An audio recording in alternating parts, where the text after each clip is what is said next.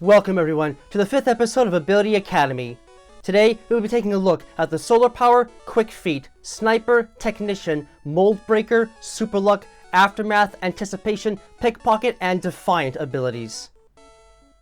The Solar Power ability is a unique variation on the Chlorophyll ability that takes the boost in energy received by sunlight and turns it into a weapon of destruction. While this ability is generally limited to Tropius and the members of the Sunkern family, the members of the Charmander and Helioptile families are rarely seen in possession of it as well as Mega Houndoom, and are capable of using the ability in the exact same way despite being animals and not plants. In essence, Pokemon in possession of this ability have learned how to absorb and retain tremendous amounts of solar energy within their bodies in order to fuel their attacks in battle, switching from the use of such an ability to produce more sustenance to instead energize their forms with excess power to increase the might of their special attacks. However, this power comes at a cost, as the bodies of these creatures aren't meant to hold the solar power for long, and thus it can take a toll on their health if active for too long. As such, when a Pokemon in possession of this ability is in the presence of strong sunlight, the absorbed energy will be directly transferred into the cells and will boost their overall special attack stat by 50%. However, the extreme amount of solar energy being absorbed does indeed come with a price, as the excess energy damages the possessor's cells as they are forced to hold the excess power, effectively depleting about 12.5% of their maximum HP at the end of every combat turn that the sunlight is intense. The Solar Power ability is a great ability to have around when the opposition has a strong special defense stat, or is otherwise too strong to handle without a significant increase in power, a trait that this ability can quickly provide with little sacrifice other than a bit of heat. However, while the boost in power the Solar Power ability provides is nice, it is poorly suited for longer battles, as the gradual energy drain will quickly take its toll and leave the possessor badly hurt from his own power if it can't finish a battle quickly. The Quick Feet ability is a unique ability designed to take any status ailments sustained in battle and turn them into a prime source of energy. In effect, Pokemon in the possession of the Quick Feet ability possess a unique sensory organ near the base of their brainstem that is inactive in most cases, but instantaneously activates the moment that a possessor's body becomes inflicted with a status ailment of some sort, awakened by the body's immune response to the ailment. At this point, the strange scroll triggers reaction within the possessor's muscles that forces them to tense up and become more spring-like in construction, allowing the possessor to store more energy into their muscles alongside electrical stimulation to move their bodies more freely than normal without causing the tense muscle to tear under the strain.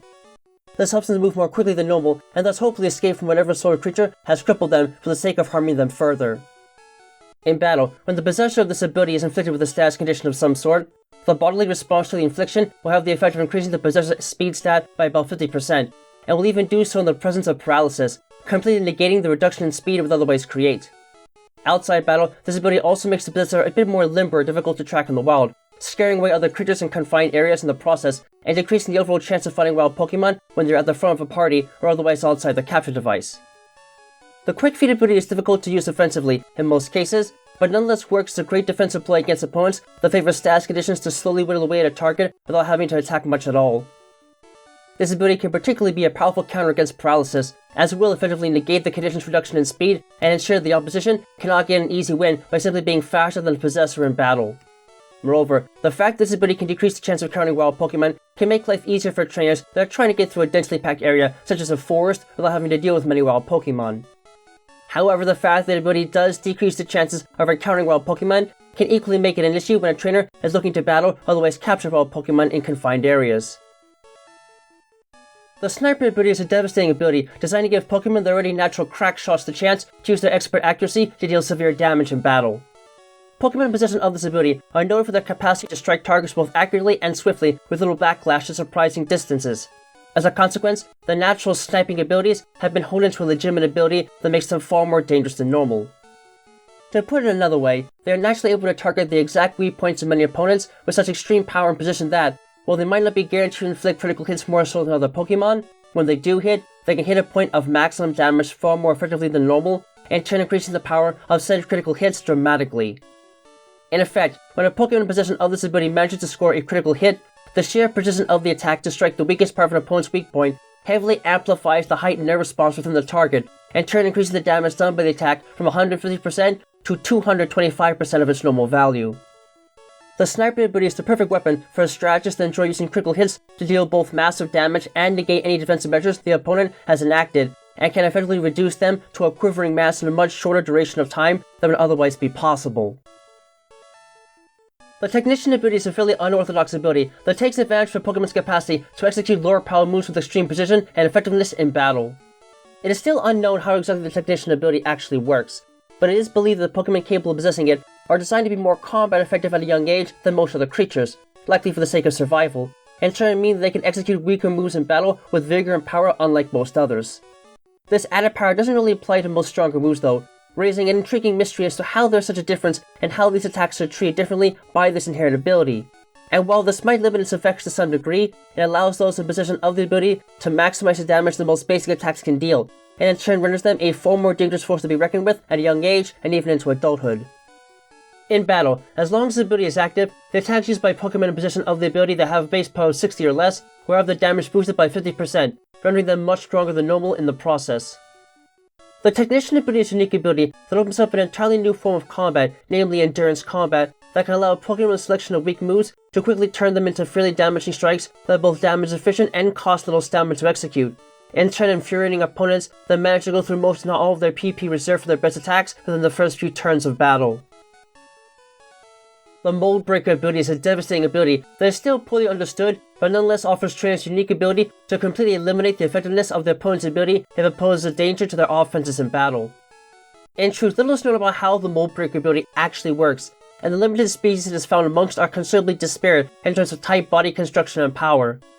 The only common factor that can be derived from those able to possess it is the capacity to strike fiercely and accurately in battle with such vigor and raw power that the opponent's ability is not always taken into account. This alone, however, can make it a valuable ability to have access to in the right circumstances, as it can allow Pokemon to possess it to negate the effects of abilities like Levitate that might limit what they can do in battle. When a Pokemon in possession of this ability is fighting an opponent that has an ability that can potentially weaken or negate the effects of any attack, the possessor will automatically fight against it with such force that they become capable of physically breaking through the ability against all odds, thus rendering it completely useless. However, all of the attributes unrelated to the damage dealt by the possessor will be allowed to work, and trying to mean that some abilities will still be left partially or completely intact despite the possessor's onslaught. While little may be known about how it truly works, the Mold Breaker ability is a rightfully feared ability that can destroy many ability-based strategies and essentially make it difficult for the opponent to defend themselves against damage with anything other than their type and stats, leveling the playing field completely and utterly in combat. The Super Luck ability is a rather bizarre ability that is essentially derived from a Pokemon's capacity to locate the weak points of the opponent more effectively than other creatures. It is still not entirely understood how this ability actually works, but it is believed by many that it comes as a result of certain species being genetically inclined to have better accuracy in regards to hunting and targeting the weak points of potential prey items, and thus the capacity to locate and attack a target's weakest point more readily for an easy kill. Not surprisingly, this is limited to the ability to only being among Pokemon that are particularly well known for their noble combat intellect and crafty behaviors. While it might not exactly make them lucky in a pure sense, this ability can prove to be a serious boon to them when combined with any moves that have the chance to score critical damage against a target for an easy win. In battle, the natural penchant for locating an opponent's most critical weak points, demonstrated by Pokemon with this ability, has the effect of doubling the chances of the possessor creating a heightened pain response with every single attack, in turn automatically increasing the chances of an attack scoring a critical hit by a single stage before any other factors are taken into account. Like the Sniper ability, the Super Luck ability is perfectly designed for trainers that enjoy using critical hits to bypass defensive measures the opponent takes, and can make fighting an extremely difficult task for them, especially when this ability is combined with attacks that are already more likely than normal to score a critical hit, such as Night Slash or Razor Wind. The Aftermath ability is a unique ability designed to make life difficult for direct attackers by leaving them with a nasty surprise after the knockout blow. Pokemon in possession of this ability tend to be prone to detonating or otherwise creating massive explosions of energy fueled by gas or other volatile fuel sources, being able to initiate these massive instantaneous explosions with their entire bodies upon sustaining critical damage. While volatile chemicals in either gaseous or liquid form tend to be the way that the ability manifests in the members of the Drifloon and Stunky families, respectively, gas also serves as the fuel source for Trubbish and Garbodor that can get access to it, while the capacity for the members of the Voltorb family to potentially possess it are directly connected to their natural inclination towards overcharging themselves to initiate self-destruct and explosion attacks. In effect, this ability on its own does nothing in the course of battle, and will have no effect if the possessor is knocked out by an indirect attack. However, if the opponent manages to knock the possessor out with an attack that requires direct contact, the possessor will instantly generate a massive explosion, either on their own volition or unintentionally, if the volatile chemicals in the bodies detonate from force alone. Either way, while this explosion tends to be short-range in its effectiveness, it is still strong enough to remove 25% of the attacker's maximum HP in retaliation before the possessor of the ability faints and is no longer able to battle. The Aftermath ability serves no useful role in most strategies, but it can nonetheless prove to be a nasty blow against direct attackers, and at the very least leave them with a painful reminder of the battle they won't soon forget, even to the point of potentially knocking them out if they've already sustained critical injuries. The Anticipation ability is generally possessed by Pokemon that closely rely on predicting the opponent's movements and using that knowledge against them as a defensive measure to survive in the wild. The development of this sort of defensive behavior can make it possible for these creatures to carefully study the forms and powers of any opposing Pokemon, in battle or in the wild, and create a quick overall analysis of whether or not they might have an attack of some sort that can strike them for super effective damage, thus making them a bigger threat to the personal safety of the possessor of the ability than normal, and incentivizing the act of running away or even standing one's ground in order to overcome whatever threat they may pose.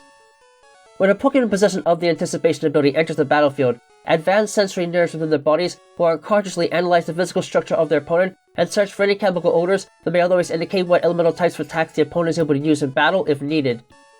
This process only takes a few seconds at most, but if the possessor senses the opponent possesses an attack, they'll either deal super effective damage against them or potentially knock them out in one hit, or in other words, an OHKO attack. Their bodies will unconsciously react by shuddering all over, alerting both the possessor and their trainer to the possibility of taking critical damage in battle. The Anticipation ability is extremely useful for trainers who like to play with type advantages, otherwise they're very guarded about their defenses in battle, and it can let a trainer know the Pokemon they have out initially will be able to handle their opponent in battle. If this ability activates, it gives that trainer the opportunity and time to switch out for a Pokemon that may otherwise be better suited for the opponent at hand. The Pickpocket ability is a rare ability that's only normally seen amongst the kleptomaniac hands of Strudel, but is otherwise found in the position of other Pokemon as a hidden ability, and takes advantage of the powers of speed and deception to secure items easily in battle.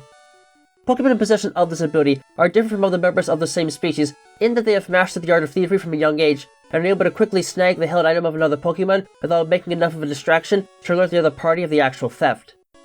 In short, the possessor will act much like any human pickpocket would in battle, and will instantly steal the item of another Pokemon the moment it makes direct contact with them from an attack, as long as it itself is not holding an item. While it is far from the only ability that can render this sort of effect, it stands out for the simplicity of its execution in many cases, as any Pokemon with fast movements can readily steal an opponent's held item without them knowing better for at least a bit of time, more than enough to make use of said item personally. In essence, this ability acts as a permanent variation on the basic Thief and Covet attacks in that, when the possessor successfully strikes an opponent with a damaging move, while their target is recovering from the attack, the possessor can quickly move to the side of the battlefield and steal whatever held item the target may be holding.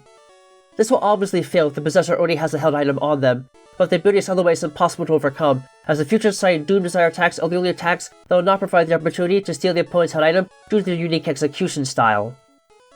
The Pickpocket ability does not really have much in the way of true advantages in battle, but if an opponent is holding an item that either serves a vital link to the strategy or is just rare and valuable, this ability works just like a Thief or Covet attack and can allow a Pokemon to steal that particular item without facing a restricted amount of damage, as both Thief and Covet are fairly weak attacks. The Defiant ability is a rare and devastating ability that serves as a perfect representation of the ferocious nature and immense willpower of some types of Pokemon in battle. Pokemon in possession of this ability tend to disobey the orders of both their trainers and other Pokemon of different species, and will often attack with their own personal strategies in mind, completely ignoring whatever carefully laid out plans the trainer might have. While this may be nothing more than a slight irritation in most cases, this also has the effect of making them very prideful and more easily angered in battle, and if an opponent uses a move of some sort that is meant to lower the stats of Pokemon with this ability, their defiant spirit will flare up immediately and boost their physical attributes to wipe out those that dare to defile them in any way. When a Pokemon uses a move that lowers the possessor's stats in any way, as long as the attacker is not an ally in battle, the possessor will become so enraged that it will purposely overload itself with energy from its body, heightening its physical abilities beyond normal and thus automatically increasing its attack stat by a critical degree, about twice as much as normal. The Defiant ability is an excellent weapon against opponents that use stat-lowering moves to soften up their opponents in battle before going in for an easy win. It may not prevent such reductions from happening, but at the very least this ability can ensure that whatever physical strikes an opponent receives from then on will be far, far more destructive than they could ever possibly imagined. As far as tactical disadvantages go, there really aren't too many, aside from the fact that the possessor will generally be difficult to train and will take a considerable amount of time to befriend and form a bond with in most cases. That's it for this episode, so stay tuned for the next episode of Ability Academy.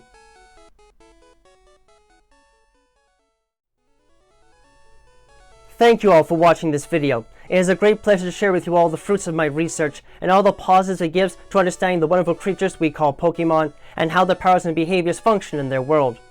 If you enjoyed this video and would like to see more work like it, please give a like, comment, and or subscribe to the channel so you can get regular notifications on when new content is being uploaded. You can also find links to my DeviantArt page, Patreon, and Discord server in the description below.